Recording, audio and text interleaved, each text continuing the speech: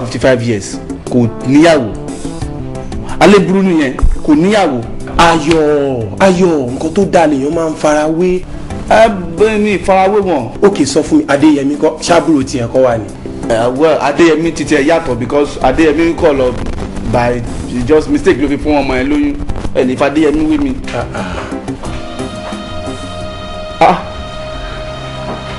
kí wọ́n lè ní ẹ ká sọ. tí ẹ jẹ́ kó jókòó ẹ jókòó. ẹ ṣe. mo dé restaurant mo bá Kọ́lá ó sọ pé ò sí ara as a matter of fact ń gan lójú ìgbà fún mi. ṣé ẹ mọra rí mi. ẹ wo Uncle P ẹ jẹ́ kí n à ń jọ jáde tẹ̀tẹ̀ lọ́nà ẹ jẹ́ ká lọ. kí ni kí n offer ẹ. ẹ má wọlé.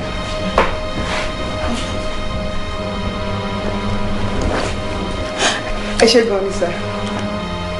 tí ẹ jẹ́ kí n offer ẹ ní nǹkan kan. no ẹ jẹ́ ká máa lọ. Ayọ̀ tí o bá ti ṣe tán jọ find time kó wá rí mi because ọ̀rọ̀ yẹn wà very very important. ṣùgbọ́n. Any nice day sir.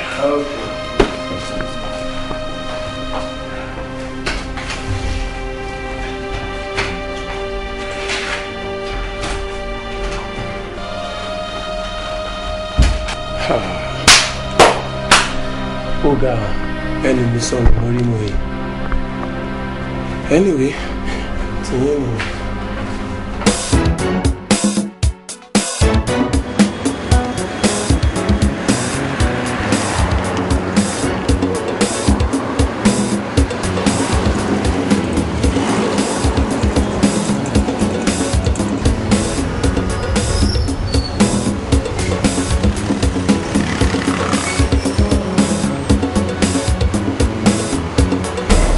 Sorry Fọlákẹ́mi tí bá sọ fún ẹ pé mi ò appreciate gbogbo nǹkan tó ń ṣe fún mi lénìí irọ́ ni mo pa mo dúpẹ́ lọ́wọ́ ẹ gan o ṣe gan thank you so much.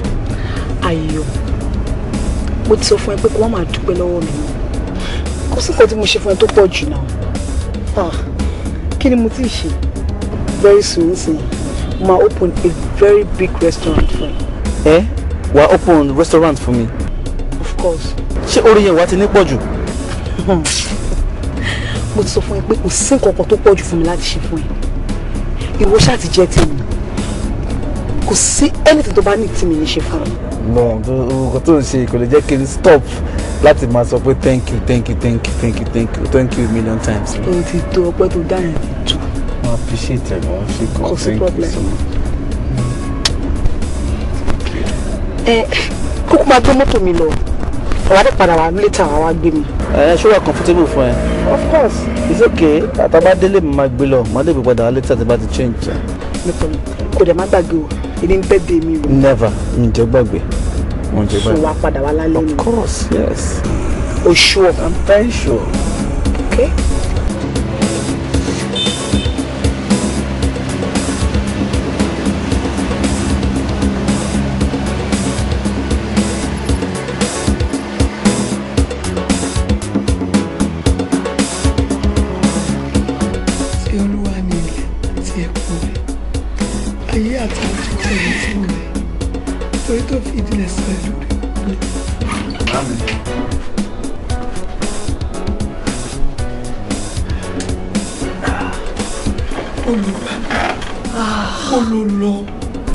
ẹ wò káàkiri kó ba lè dánú ni màmí àfikọ́ náà ń pọ́n wa lérè.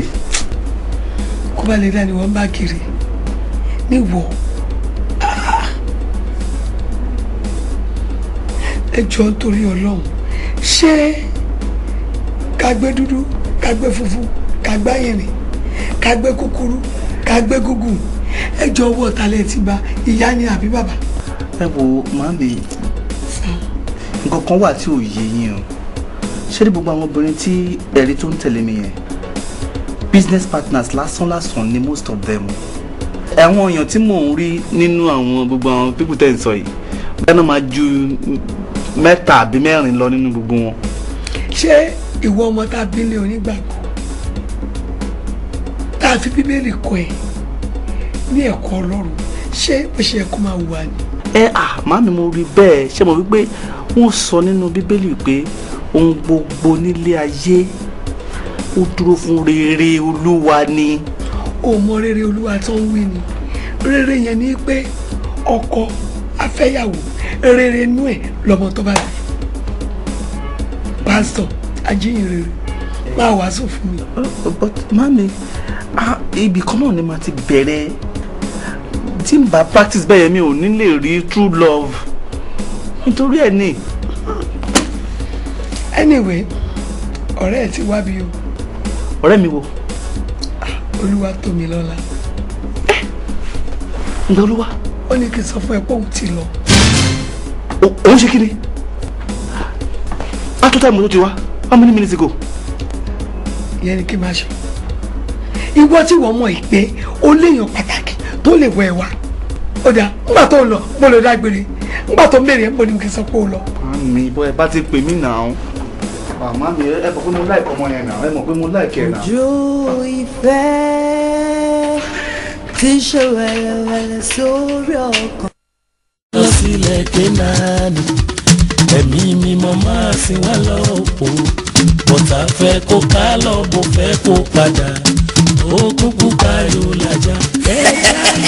Táíwò Kẹ́hìndé Adégbòdù fi tẹ́ ṣiṣẹ́ tá a pàkọ́lé ẹ̀ dídùn mí nínú ajá balẹ̀ PCD ẹ̀ ti jáde kù lárakùnrin ẹ̀ tún gbé sókè. dùn mí nínú Ọlọ́run dùn mí nínú dùn mí nínú Ọlọ́run dùn mí nínú táwọn ènìyàn kí mi kú oríire wọ́n fara rẹ̀ hàn nínú ayé mi aráyé lè gbà wípé levels mi ti yàtọ̀.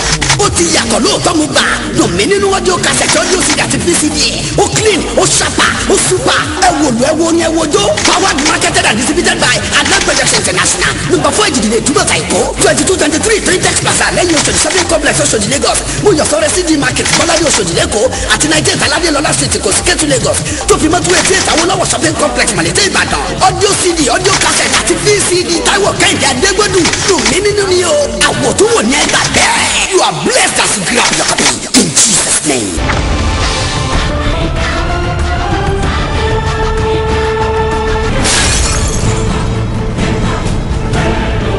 èmi ò gba kí tàfẹ́ ní kankan o torí pé ìwọ alágbàdì kò lè gba alákàn láéláé.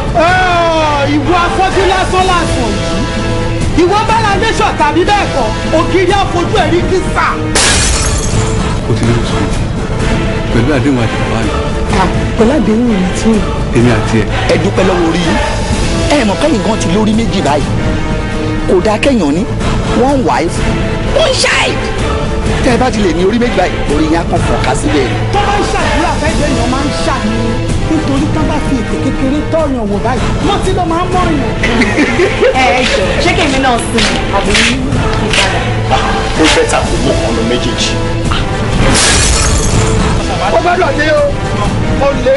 màá fún ọ nílẹ̀ bá gbogbo ẹ̀yẹ gbogbo ẹ̀yẹ ó máa kó kúrú fún ni bẹ́ẹ̀ ni mo sọ fún ẹ wọ́n bí ọ èèyàn kò lè lé mi kúrò ní ọkọ̀ ilé yìí wọ́n ti ní wọn kì í bẹ́ẹ̀ fọ́kọ̀ pọ̀ èmi náà máa bẹ́ẹ̀ fẹ́.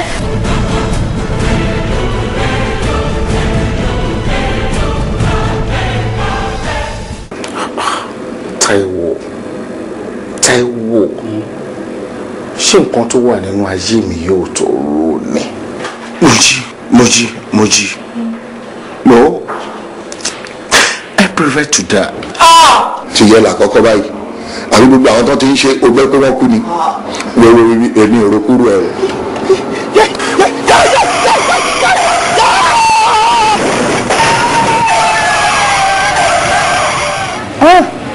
ọjọ́ burúkú lọ́jọ́ náà lọ́hùn wọ́n pa tọkọtaya lọ́jọ́ kan ṣo ni. tó bá ṣe pé èèyàn ló wà nídìí ọ̀rọ̀ tó wà nílẹ̀ yìí kẹ́ni náà ju sáyé ni kó má kó mọ́ ọ kémi wo ẹni tó fẹ́ fi jọ. ó gbé ayérayé tó ń dá sí wa lára ó ti pọ̀ jù. èmi mọ̀ ẹ́ pé ẹni yóò bá wù kó jẹ́ kó náà kó má kó mọ̀ àmọ́ tèmi ni pé ẹ má máa sunkún mọ́ ẹkún ojoojúmọ́ ilé fa àìsàn sí yín lára èmi kúkú